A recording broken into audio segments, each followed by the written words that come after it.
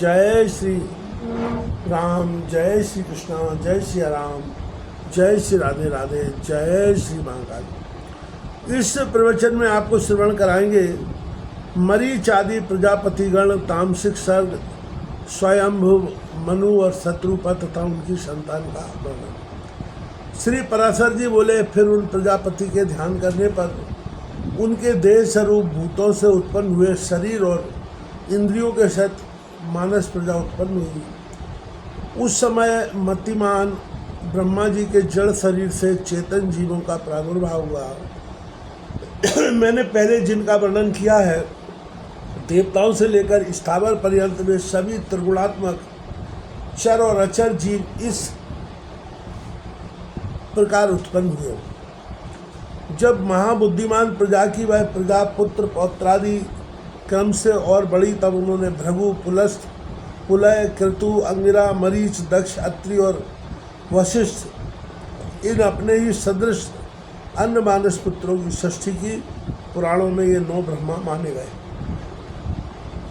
फिर ख्याति, भूति, सम्भूति, क्षमा, प्रीति, सन्नति, ऊर्जा, अनुसूया तथा प्रसूति इन 9 कन्याओं को उत्पन्न कर इन्हें उन महात्माओं को तुम इनकी पत्नियों ऐसा कहकर सौंप दिया। ब्रह्मा जी ने पहले जिन सनंद नादी को उत्पन्न किया था, वे निरपेक्ष होने के कारण संतान और संसार आदि में प्रवृत्त नहीं हुई।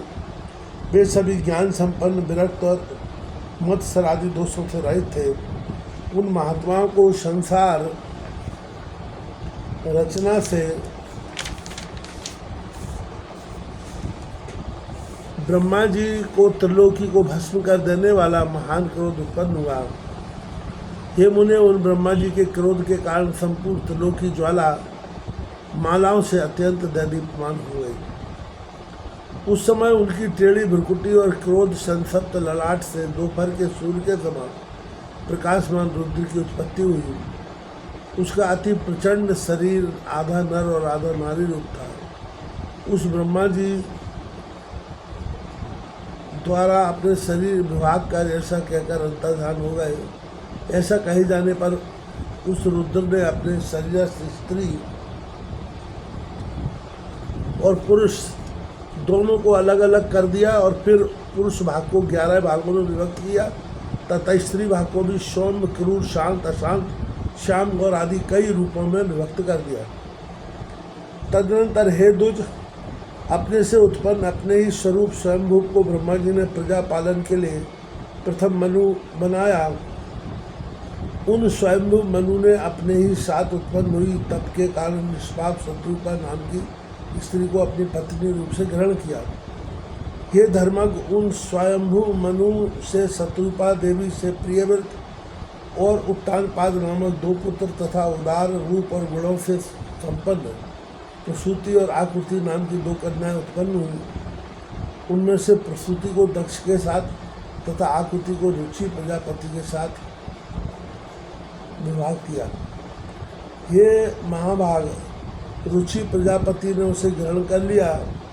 तब उन दंपति के यज्ञ और दक्षिणा ये युगल जुड़वा संतान उत्पन्न हुई। यज्ञ के दक्षिणा से 12 पुत्र हुए जो स्वयंभू मनवंतर में याम नाम के देवता कहलाए तथा दक्ष ने प्रसूति से 24 कन्याएं उत्पन्न की। मुझसे उनके शुभ नाम समूह श्रद्धा, लक्ष्मी, धृति, तुष्टि, मेधा, पुष्टि, क्रिया, बुद्धि, लज्जा, बब्बू, शांति, सिद्धि और 13वीं कीर्ति। इन दक्ष कन्याओं को धर्म ने पत्नी रूप से ग्रहण किया।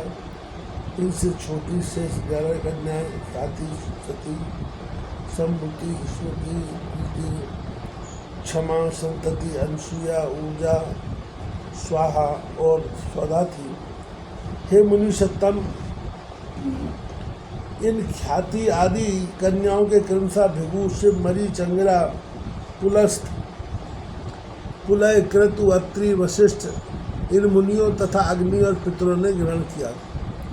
श्रद्धा से काम चला, लक्ष्मी से दर्प, धृति से नियम, तुष्टि से संतोष और पुष्टि से लोक की उत्पत्ति हुई तथा मेधा से श्रुत, क्रिया से दंड, नय और विनय, बुद्धि से बोध, लज्जा से विनय, बपू से उसका पुत्र व्यवसाय, शांति से क्षेम, सिद्धि से सुख और कीर्ति से यश का जन्म।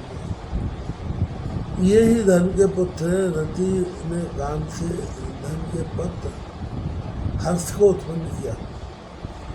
अधर्म को की स्त्री थी जिसमें अनुत नामक पुत्र और निकृत नाम की कन्या उत्पन्न हुई।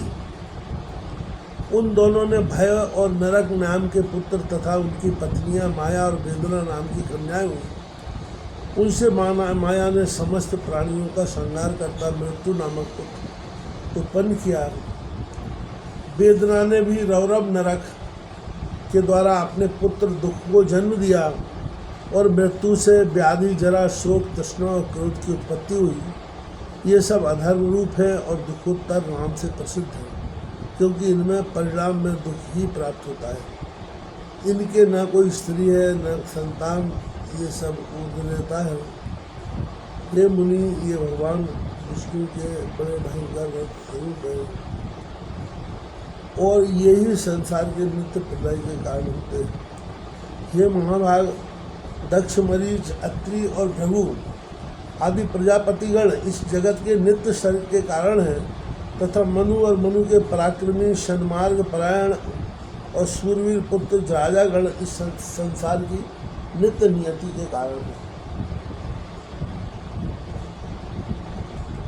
श्री मैत्रेय जी बोले, हे ब्रह्मन, आपने जो नित्य स्थिति, नित्य शरीर और नित्य प्रलय का उल्लेख किया है, कृपा करके मुझसे इनका स्वरूप वर्णन कीजिए। पराशर जी बोले, जिनकी गति कहीं नहीं रुकती, वे अचिंत्य आत्मा, सर्वव्यापक भगवान मधुसूदन निरंतर इन मनु आदि रूपों से संसार की उत्पत्ति, स्थिति और नाश करते रहते हैं।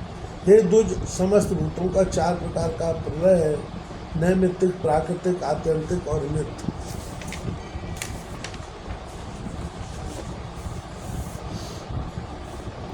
उनमें से नैमित्तिक प्रलय ही ब्राह्य प्रलय है, जिसमें जगतपति ब्रह्मा जी कल्पांत में शयन करते हैं, तथा प्राकृतिक प्रलय में ब्रह्मांड प्रकृति में लीन हो जाता है।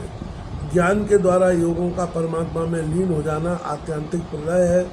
और रात दिन जो भूतों का क्षय होता है वही नित्य प्रलय है। प्रकृति से महत्वादि क्रम से जो सृष्टि होती है वह प्राकृतिक सृष्टि कहलाती है। और अवान्तर प्रलय के अंतर जो ब्रह्मा के द्वारा चराचर जगत की रचना होती है, यह दैनंदिनी सृष्टि कही जाती है। और हे मुनि श्रेष्ठ, जिसमें प्रतिदिन प्राणियों की उत्पत्ति होती रहती है और उसे पुराणार्थ में कुशल महानुभावों ने नित्य सृष्टि कहा है। इस प्रकार समस्त शरीर में स्थित भूतवावन भगवान विष्णु जगत की उत्पत्ति, स्थिति और प्रलय करते रहते हैं। हे मैत्रेय, सृष्टि, स्थिति और विनाश की वैष्णवी शक्तियों का समस्त शरीर में समान भाव से अहरनिश संचार होता रहता है। हे ब्रह्मन, ये तीनों गुण का अतिक्रमण कर जाता है, वह परमपद को ही प्राप्त होता है और फिर जन्म मरणादि के चक्र में नहीं पड़ता।